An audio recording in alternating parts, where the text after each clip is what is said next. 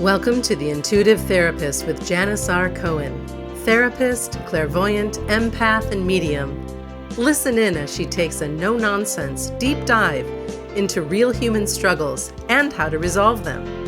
Janis will share channeled information from her spirit guide team, as well as angels and archangels, to help you master your emotional, physical, financial, and spiritual destiny.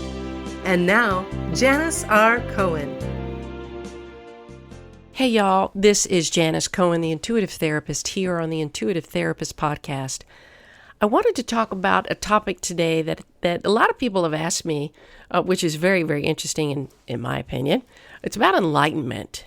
How many of you have heard about this thing called enlightenment? I've heard many claim that they are enlightened, but then they fall back into egoic ways of anger, fear, and anxiety. And to me, they're like, well, I don't think you're so enlightened. And in my opinion, it really takes a committed person to uphold a process that is not a process at all. It's really a way of life. And I think for so many people, we think of this word enlightenment as this kind of funky thing. We don't really know what it is. And most humans don't. Until they learn some of the specific things that I'm going to talk about today. Each of us is on a journey towards enlightenment. I'm going to explain what that means. With every experience we have the opportunity to get closer to it, to embrace it, to be enlightenment. But what is it? What does it mean to be enlightened? Let me share a parable with you, as well as some other information that comes from a very well-known metaphysical author, Eckart Tolle. And I will say a significant amount of this content does come from his book called The Power of Now. So Eckart shares this parable, and it goes like this. A beggar had been sitting by the side of a road for over 30 years. One day a stranger walked by. "Spare me some change," mumbled the beggar, mechanically holding out his old ball cap. "I have nothing to give you," said the stranger. Then he asked, "Well, what's that you're sitting on?" "Nothing," replied the beggar. "Just an old box. I've been sitting on it for as long as I can remember." "Ever look inside?" asked the stranger. "No," said the beggar. "Well, what's the point? There's nothing in there." "Have a look inside," insisted the stranger. The beggar managed to pry open the lid with astonishment and disbelief and elation. He saw that the box was filled with gold. Well, I'm the stranger who has nothing to give you and who is telling you to look inside. And this parable has to do with whatever is inside. That gold is inside you. You see, this story is about you, about me, about us as a collective consciousness. So much of our time is spent attempting to achieve wealth and fame and significance, notoriety, success, etc., all of those things that exist outside of ourselves. We chase the dream that we believe will allow us to feel at peace, to feel alive, to feel enlightened. I've got air quotes going on, y'all. But what happens, though, is that when we chase anything outside of ourselves that we perceive as something that can contribute to our sense of egoic enlightenment, we get nowhere. Money gets spent or hoarded. Notoriety fades. Success is a subjective definition, and significance lives in the mind. Enlightenment doesn't live in a human body or the egoic mind. It exists within us, but is connected to all that is.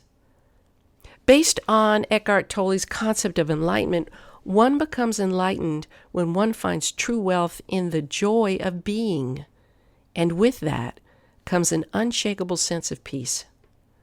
Tolle likens the beggar in the parable to those of us who seek pleasure and joy outside of ourselves.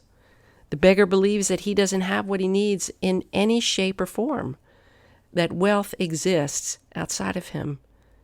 They look outside themselves for scraps of pleasure or fulfillment, for validation, for security or love, while they have a treasure within that not only includes all of those things, but is infinitely greater than anything the world can offer.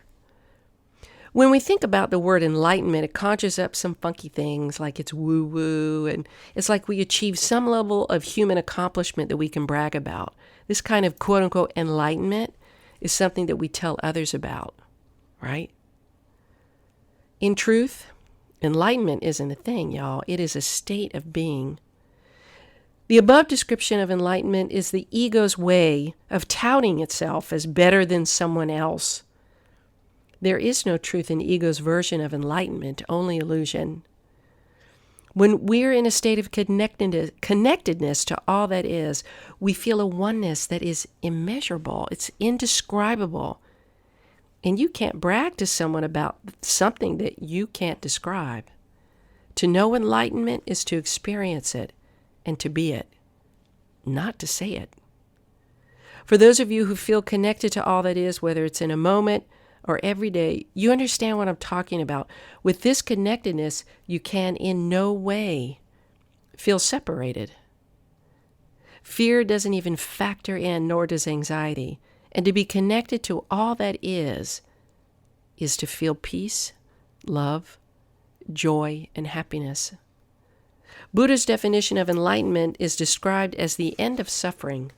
Now, that doesn't make a whole lot of sense because it seems like there's much more of an answer than such a simple response. But if you think about the breadth and depth of that statement, the end of suffering, you begin to understand in order to understand what is on the other side of that statement, the end of suffering. And you realize that you've got to find out for yourself what that means.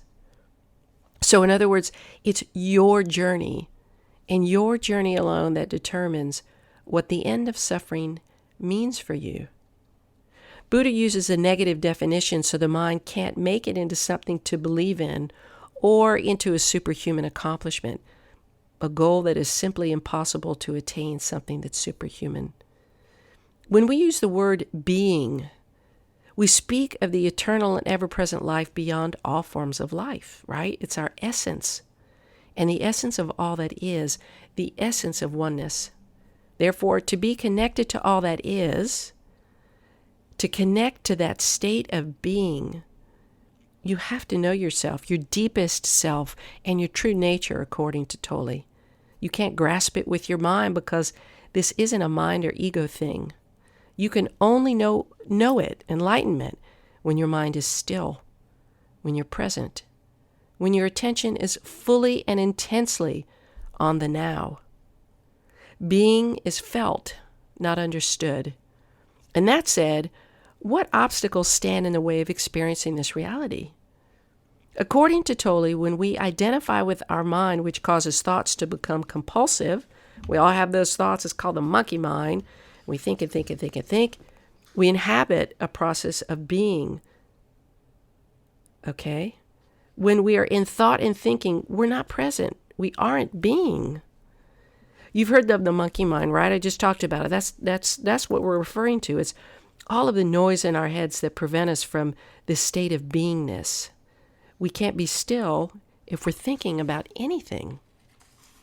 Thinking prevents us from being still, which is really the only way to enlightenment, the only way into being. It is one thing to think yourself into epiphanies. It's another to have an epiphany that simply occurs without thinking.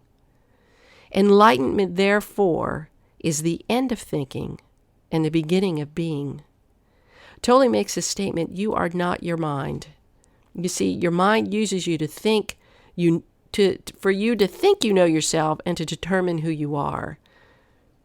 But when you become an observer rather than a thinker, you're on the path to enlightenment, y'all.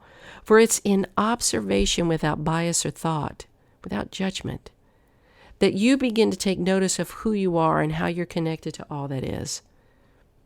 So how do you free yourself from your mind? Because that machine works constantly, right? That's the one question I hear from my clients when I talk about meditation, like, I can't stop my mind. I'm like, I don't want you to stop it. I just want you to notice it. Start listening to that voice in your head and pay particular attention to any repetitive thought patterns. This is what Tolle calls watching the thinker. In essence, you're just a witness to your thoughts, not a slave to them. You listen impartially, without judgment, without bias, without expectations. When you realize that the voice inside you is you and that you're watching it, you begin to realize that you are listening to it. And you begin to say, I am listening and watching. This I am realization, the sense of your own presence, is not a thought. It arises from beyond the mind. Some call this higher mind, and you can do that too. That's what I call it. But it's not thinking. The more you become disconnected with the act of thinking, and the more connected you become with the act of being, of observance, or witnessing, you become one with everything. You become fully present, and there is nothing else. The presence is essentially you, and at the same time unimaginably greater than you. So the single most vital step in your journey towards enlightenment is this, according to Tolle. Learn to disidentify from your mind. When you create a gap between your thinking and observe the light of your consciousness, you grow stronger in your beingness. Once you do that, you just may be somebody who laughs at what you hear inside your head. And you let go of all of that serious thought, and you realize that who you are, who you believe you are, and who you think you should be, it doesn't matter anymore. Because all you are doing is being. You end your dependency on your mind, and you begin to inhabit the very essence of who you truly are. You've risen above thought, and you've settled into the bigger picture of peace, tranquility, of joy and oneness. And when I read that part of his book, I was like, man, that makes complete sense. Because if we live our lives through thought, we literally miss the moment. So our job is to be anchored in the present, to observe without judgment what goes on with us, and to allow ourselves to, in essence, move beyond our thinking and lean into and live in a state of beingness. I hope that this gives you a sense of what enlightenment truly is. Because when someone is enlightened, there is a sense of calm with them. You can tell they're grounded. You can tell that no matter what happens to them, with them, for them, they have a deeper understanding of what it's like to deal with it. They are at peace. If you feel like you'd like help with reaching a state of enlightenment, reaching that sense of beingness, reach out. My phone number is 404-558-3971. Email is janis@janisrcohen.com. And if you feel like this podcast and any other podcast episode has been helpful, please hop over to iTunes and rate and review my podcast. The more ratings and reviews I get, the more people I can reach. I wish you a blessed week, a beautiful day today, and as always, live intuitively. Thanks for listening to The Intuitive Therapist with Janis R. Cohen. If you like what you heard, the best compliment you can give us is to share this podcast with a friend and subscribe, rate, and review at iTunes.